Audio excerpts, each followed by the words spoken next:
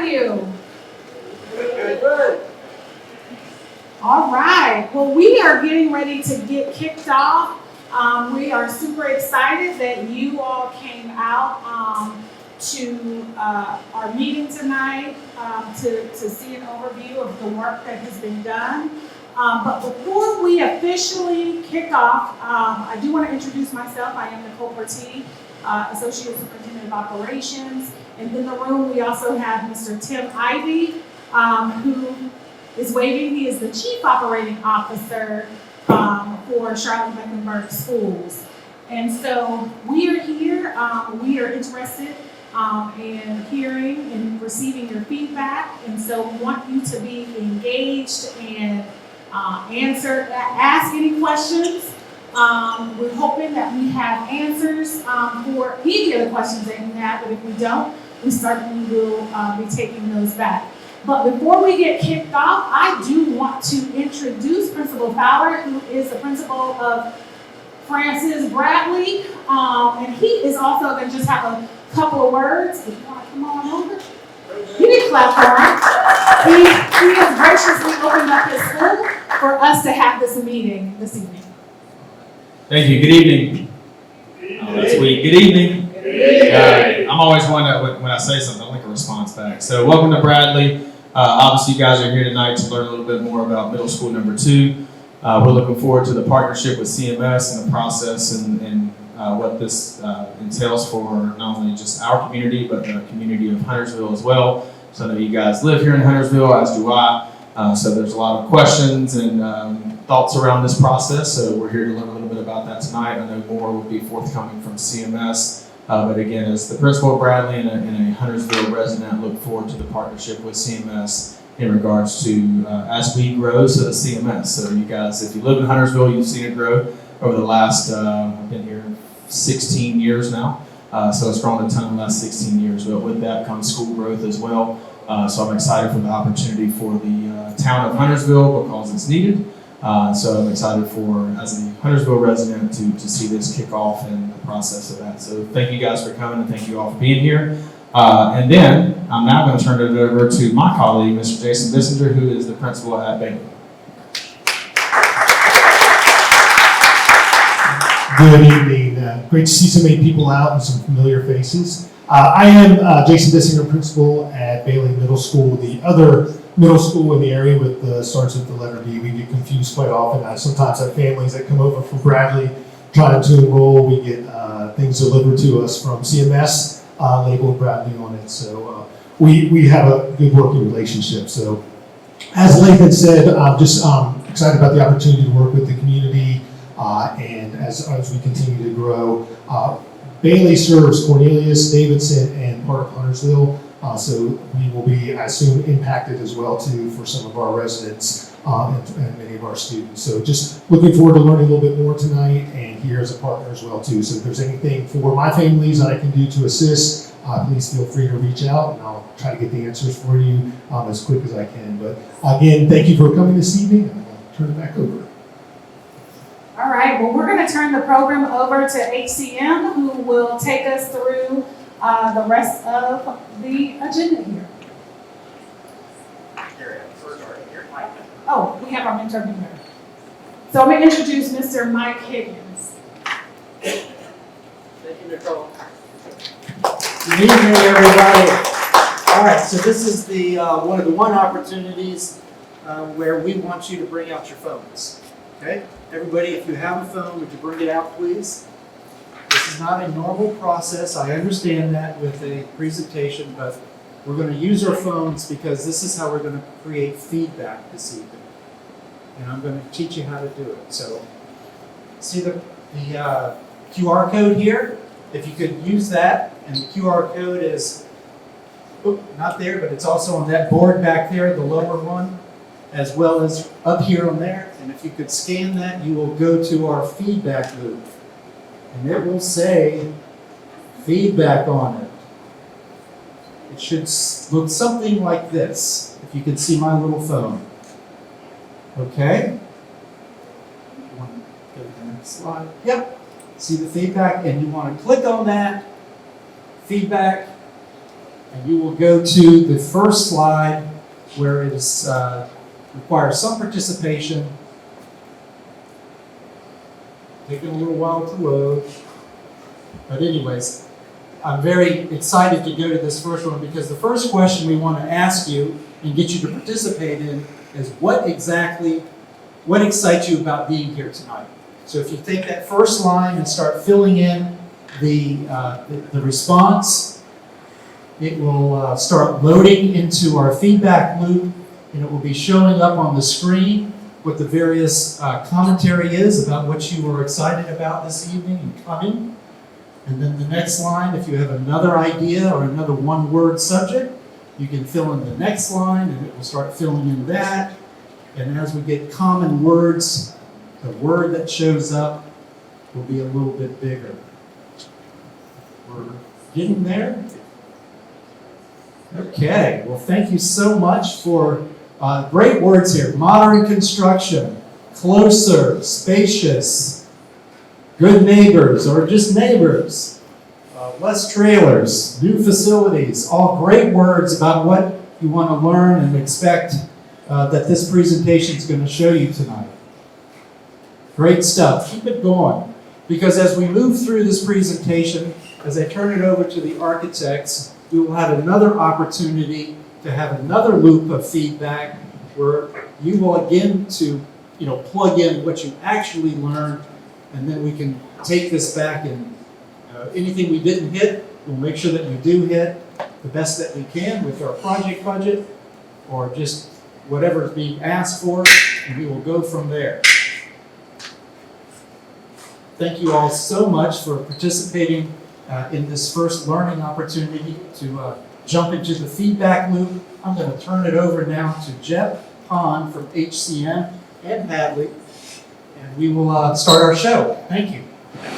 Thanks, Mike. I don't have as much practice speaking in front of a crowd as all these teachers do, so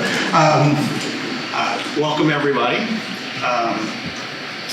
We are really excited to present the new school, middle school number 2 in Hernersville. There are really 3 main things that we try to achieve with this new school. We want to have a school that supports excellence, academic excellence for your children. We want a sense of well-being for your children, and we really want to connect to the community because schools are very much centers of community.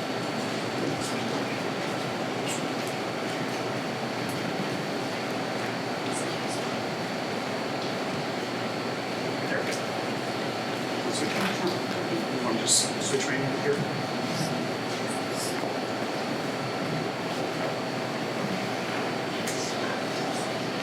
So we'll start with the site design, and Hadley will help you through that.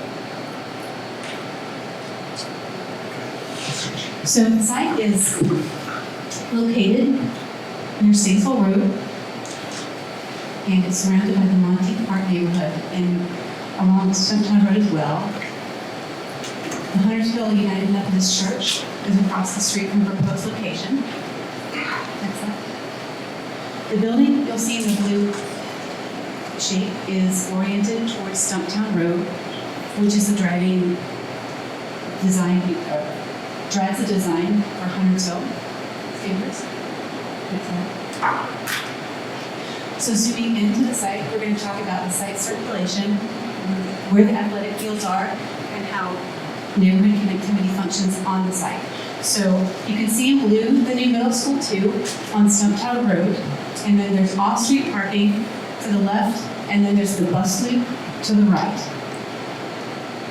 So, just show how the circulation works.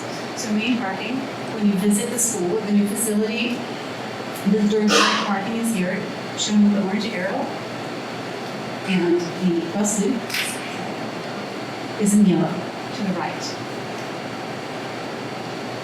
So this facility will have baseball field, softball, soccer, track, and behind an additional space for field days events.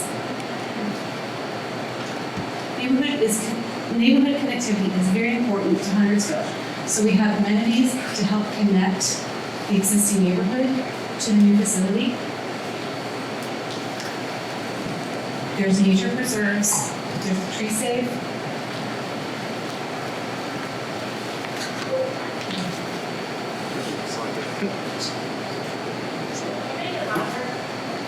A little closer to your mouth. So some of the sign amenities we have to show the neighborhood connectivity. There will be walk paths from some of the Monteith Park streets to the new school.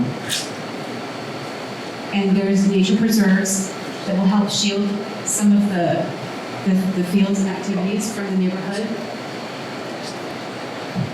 And you see the tree safe landscape buffer.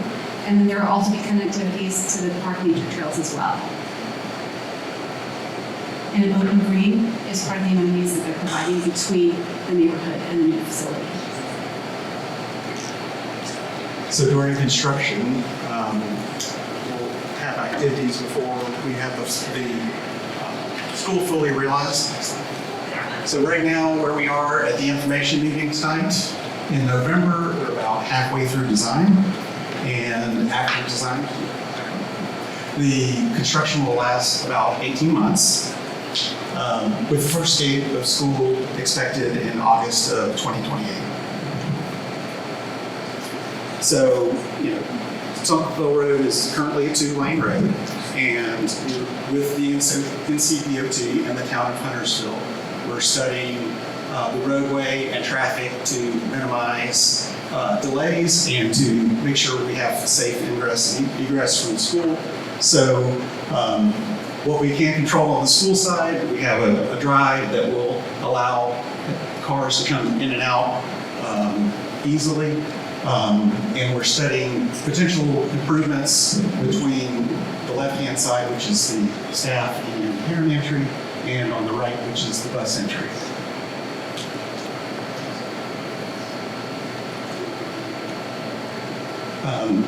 We'll also have a construction entrance during the construction period, so you will have areas where trucks will come out in and out during the day.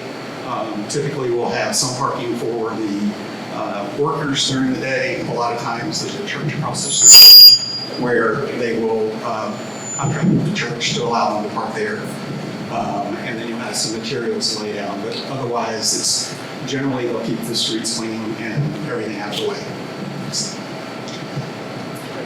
So, diving into the building design, now that you understand the site, we can dive a little bit further in. The building is organized to support collaboration, safety, and to support student growth. So, the first thing, like Hadley mentioned, is the classroom wing fronts Statesville Road. That's a requirement of the planning for the town of Huntersville. The town of Huntersville has wants a civic scale on the street. So this monumental facade is the first thing the parents see, and provides a welcoming anchor to the neighborhood and something that will give the neighborhood a certain amount of pride. So, we know that safety is very important to all parents, and the building incorporates several security strategies overall. Although the building faces the street, all the entrances are actually on the back, so that those occur off the street, so you're not coming in and out on that civic street front. So on the top, you have the main entrance, which is the parent parking side, and on the bottom, the south, is the bus entry side. During school hours, those two are supervised, and once the building is closed, it's primarily the north entry that is controlled, and the rest of the building is secure. So it's really important to balance security needs. So even though we have a bus entry and the main entry, we want the building to feel welcoming. So we use architectural elements like the canopies here to make the space, the building welcoming, and also make it easy to find how to get into the building and welcoming the parents.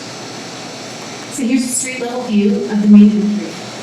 Beyond that canopy, there's a controlled secure entrance to the right. is where the media center is located, and there is visual access from the parking lot to the controlled entrance. I'd also like to point out that on the corner there is the admin area, so staff will have visual access at all times to the controlled vestibule and the parking lot. I'd like to talk a little bit about the circulation and how the building is laid out. So we have a central spine or corridor that terminates or ends in a primary stair, and that stair is on the Stumptown Road facade. And then there's another access on the classroom wing, and this allows for staff to look into the hallways and gathering spaces so that they can still keep an eye on everything, but not be as intrusive. So the sight lines add safety and security in this design. So the assembly spaces are what we call one-story space. This will be open or accessible to public events during after hours. So the way it's organized, the classrooms can be locked away and secured from these public one-story assembly spaces. So you can see the main entry, the secure vestibule, and then there's also another secure vestibule at the bus entry for the one-story assembly spaces. And there in the green and purple areas are those that can be controlled and secure from the public one-story space.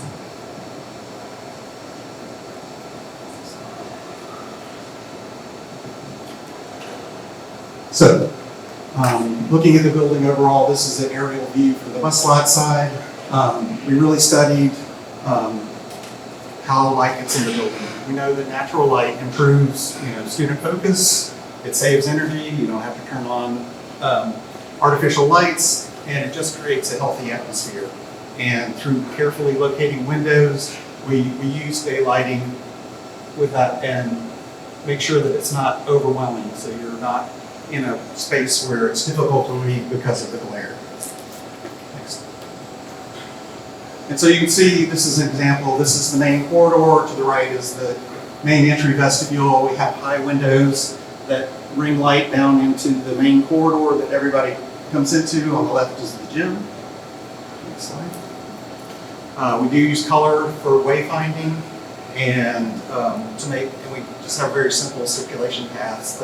Once you're in the building, you don't get lost. There's only a couple of ways to go. It's easy to find your class. So now we're gonna, overall look at the building here. We have the admin area in gray, the media in light gray at the top, and the classroom wing. There's general classrooms in green. On the bottom, starting from the left, is the visual arts, gym and lockers, and the cafeteria. So the first thing we'll do is zoom into the admin area. So in the admin area, as we mentioned before, you've got a secure vestibule that is secured with exterior cameras. There's a secure vestibule. There's a transaction drawer where you can give your ID to staff before you get into the building. So you kind of come into the lobby and then back into the school proper. So there's several steps to do that. And then on the outside here in green are all the offices that have access to natural light. Because it's got to be a great place for the staff to work as well. In the center in the blue are the shared spaces. So teacher workspaces, teacher break room, that kind of thing. And then the other two spaces that are in this zone, if you look to the far left, we have a parent center. That's a single room that can be used by volunteers or for flexible uses that are directly off the lobby. And then in the lower left of that big block is the student resource officer office. So it has windows to two sides so they can see in the lobby and they can see all the way down the hallway. So the next part of the building we're going to talk about is the cafeteria in orange in this slide. So you can see children will enter through the secure vestibule at the bottom from the bus entry.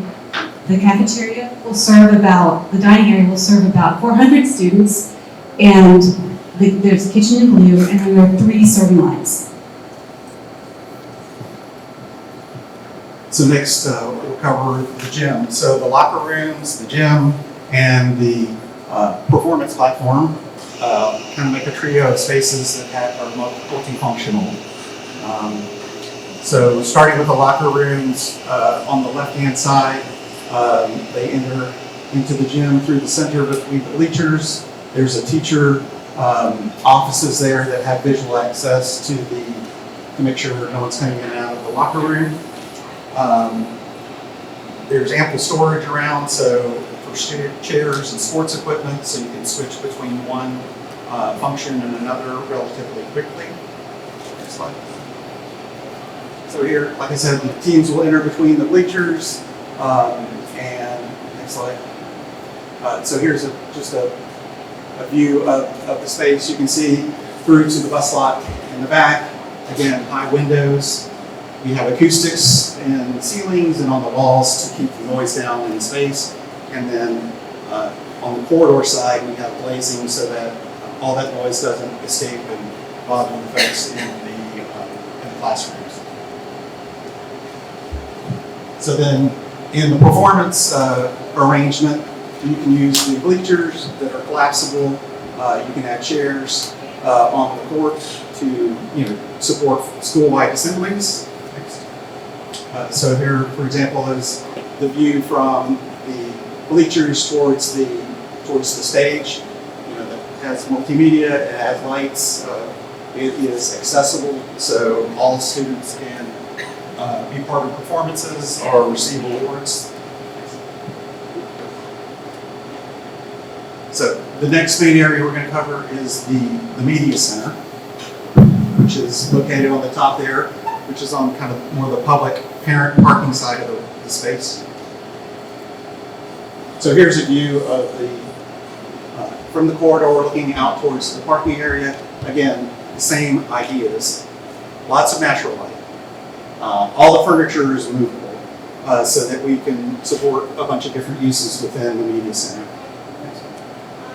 So, looking at the plan, even though it's one big room, there are 4 different spaces that are in the media center. We've got leisure reading, so couches, soft seating that you can sit and find a cozy spot to read. We have 2 teaching areas in green that can be either very formal or informal teaching spaces with a board and a monitor. We have the circulation in the stacks for books, and we also have a makerspace, which is on the right-hand side in that darker blue. So that's visually connected to the library. You can see through it, but it's sealed off so that noise and everything doesn't come into the media center. And then rounding it out, we have the TV studio and a workroom, an office for the teachers. So here's another view of the media center, standing at the back, looking back towards the corridor. The makerspace there is off to your left, but you can see how we used movable furniture to kind of divide that space, one big space, into multiple areas that have different functions. So to round off the first floor plan, these areas in green and purple are separated. These are the 3-story portions of the academic wing. And the area in purple is the arts area. The green is general classrooms. But the arts area includes the choral room, band room, visual arts, dance, and theater. And here's an architectural rendering of the band room.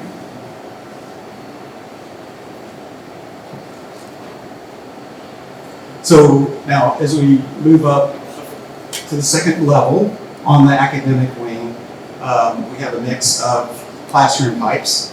So at the top there in yellow, we have a bank of 3 science classrooms. Each one of those has a prep area so that you can keep secure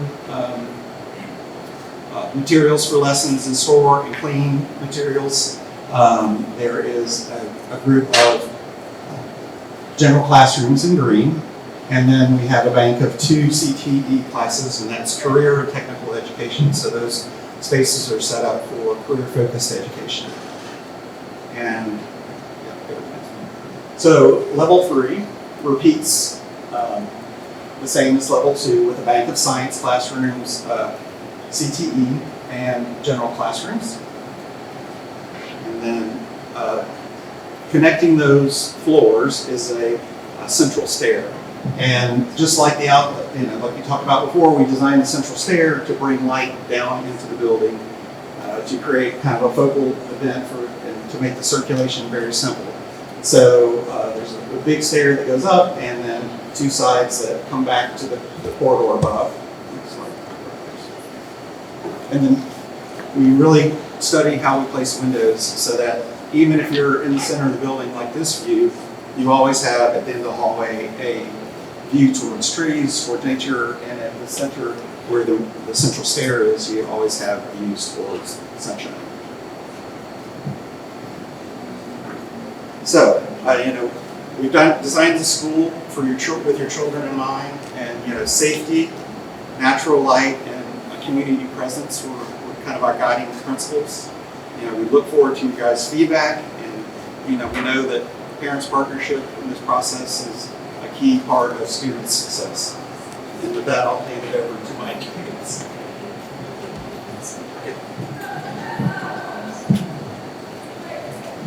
Thank you, Hadley. Thank you, Jeb, for a great presentation and learning more about the school. We are now back to our feedback loop. If you could bring out your phones again, and if you didn't change them, you should go right to your browser and see where you left off. If you did close your browser, then if you could go back to the slide that shows, yep, there you go. So for those who didn't change, you can hit on the very bottom of that page. You'll see something that says next page or next question. If you could move to that next page, and we'll ask you a question about what did you learn new about the presentation. See some great responses already. Natural light, security, SRO office detail, site design, congestion. Natural light is really getting a big hit tonight, so great effort to the HCM team. Wonderful. Let's keep that feedback coming. And I'd like to thank everyone for your participation. This is great. We are going to wind down here in the next few seconds. And I don't see scale. 3 stories, too close to the road. Thank you for that. That's good feedback. Involvement, color scheme is drab, something that we can work on. We're in the early part of our design, so I love the feedback. So do our architect. They got tough skins. Don't let that worry you. All right. Well, thank you very much. We are now moving forward into our Q&A phase of our presentation this evening. And so I'm going to turn it over to Gary Adams, the Director of Architecture, and we will be here to receive your questions. Thank you.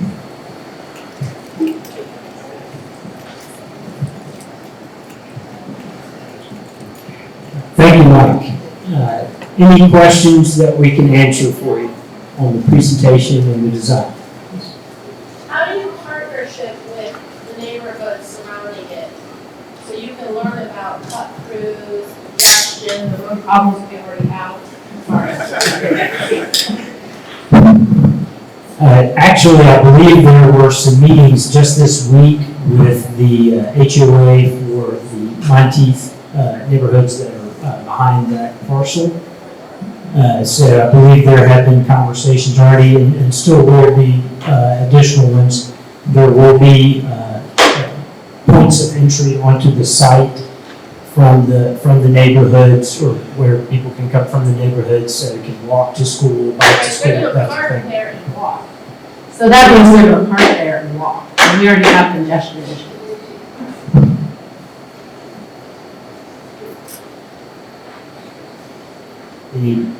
Any other questions? Is there a potential for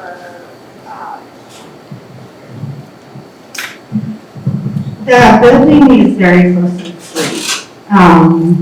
It's concerning me as a parent that the classrooms are on the street side.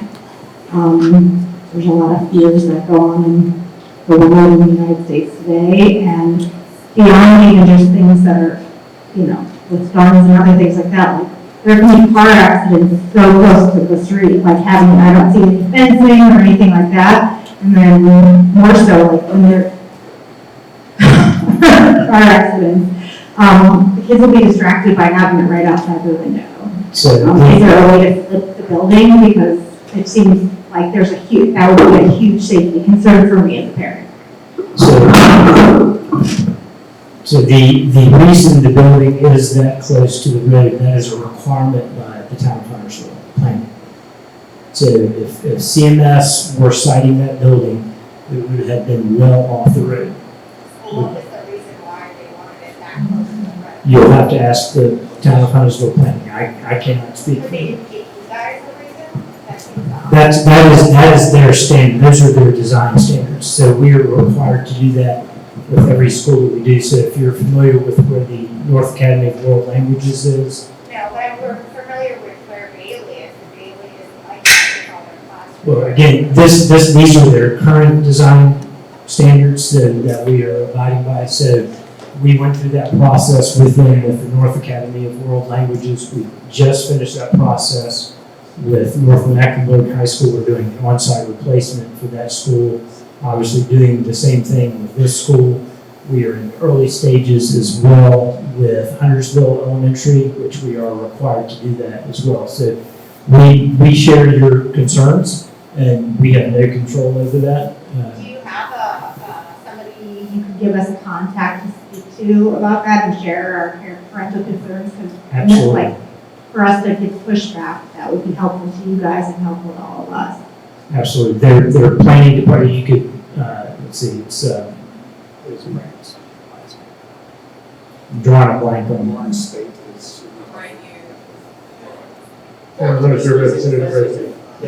Yes, Lauren is right here, so you could speak with Lauren, yes. How far back off the road is it? About 25 feet off the road. About 25 feet off the roadway. The right of way, excuse me. Thank you. Okay, 50 feet from the roadway, thank you. Will all of the traffic go on the large street to enter into the parking lot? That's a small street. Yeah, the traffic's coming off Stumptown. Right, and then where are you entering in all the staff? Could we bring the site plan? No, it's okay. I'll open it. So Stumptown, Yeah. right down here. So vehicle entries will come here and stack through the parking lot. So shy of Long Street. I am not familiar with where that is. Is that farther down? That's the first, Yeah. It Oh, matches, sorry, it right. matches the church entrance office sometimes. Oh, perfect. Very close, very close. Okay. Thank you. And then the buses have a separate, we separate the bus and car traffic. Okay, thank you. I have questions about when we will know the feeder patterns of which neighborhoods will go to the school. So the team here tonight is with operations for the facility specifically. I don't know, Nicole, if you might have any additional information on that. That's not our area, so we really can't answer that question. Great question though, but Nicole may have a little bit of additional info. Yeah, so this meeting, dealing with the actual physical structure of the school, is where we will continue to provide information specifically about the school. For the programming, that work is led by our student planning department. And so we will be working very closely with, the school, our feeder schools that would feed in here to make sure that when those discussions, start to happen, that information is passed on. So we're on the operations side, and our focus is on the actual physical building of the middle school.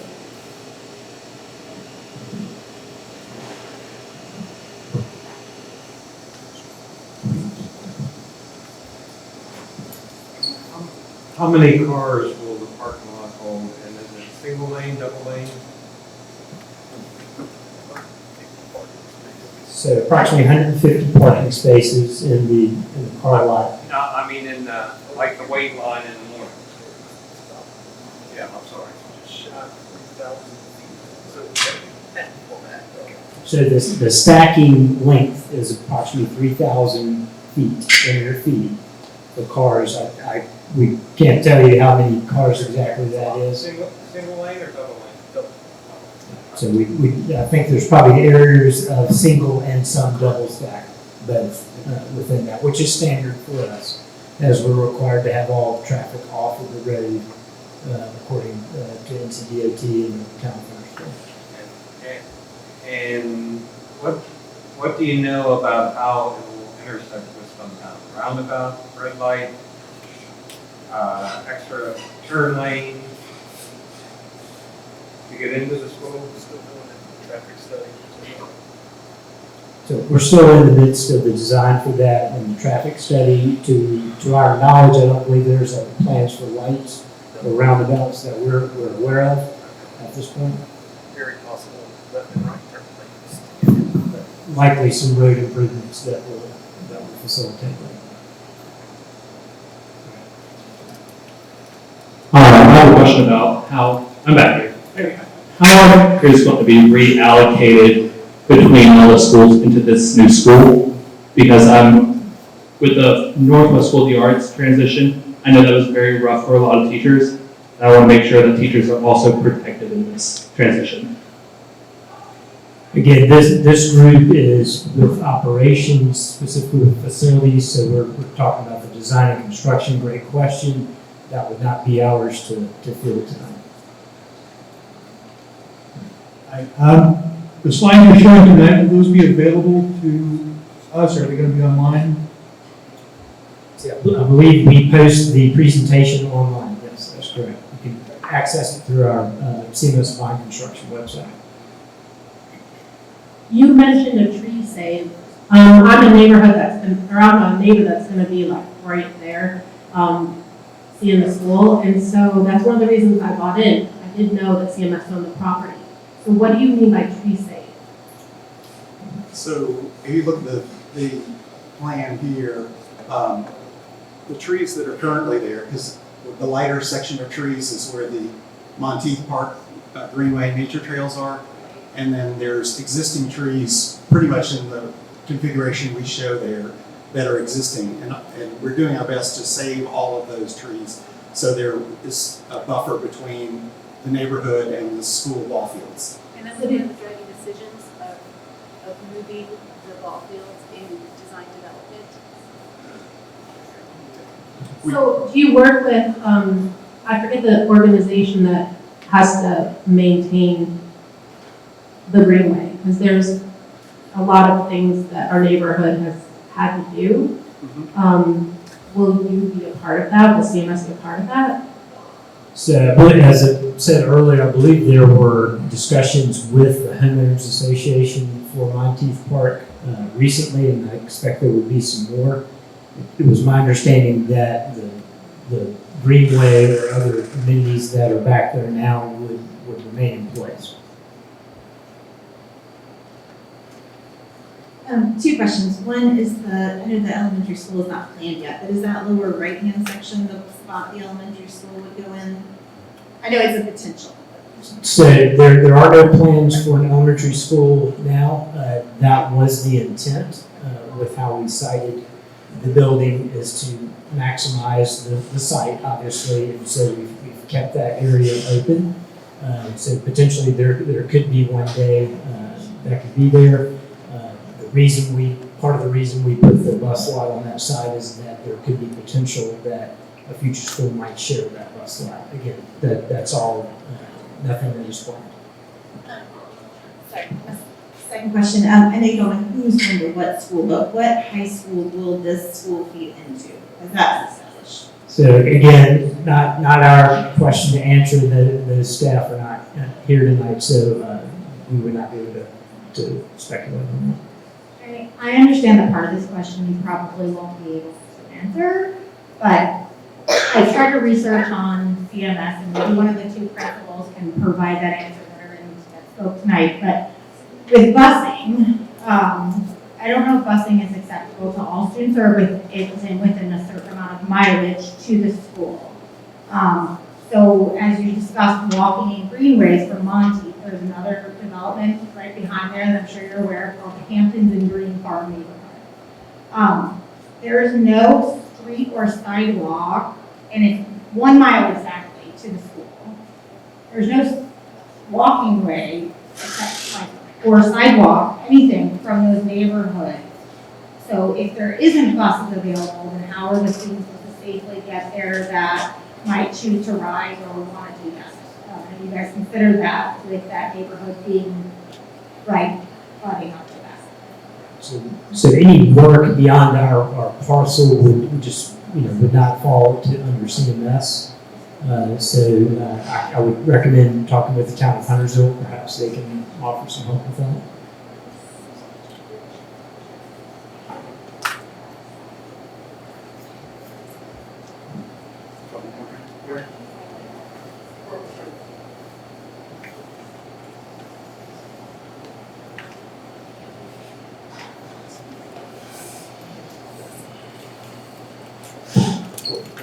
Will all the athletic fields be artificial turf? Yes, actually, that is the CMS standard now, so they are all artificial turf. And tell me about the green space in the front left there again? It is really just a kind of leftover space, if you will. Nothing planned there at this point. And approximately what size is that? The green space? Yeah. It's about 200 feet square. It's about 200 feet square. It's a requirement of the town of Huntersville that corner cannot, the corner of 2 streets can't be left just as natural woods. So it would just be a lawn, maybe some specimen trees around it, but very simple, open green. And that area behind it is overflow parking? It's actually a Oh. residential home. It's Gwen's house, Yeah. okay. Okay, I was wondering. And then how late will the athletic fields be in use, like at night? What's the latest the lights will be on? In middle schools, there aren't any artificial lights on the fields, so there will be no night use or light. And also in the town of Huntersville, there's a requirement for night sky lights, so we can't, none of the building lights will shine further than the property line. So you won't have any light pollution to your home.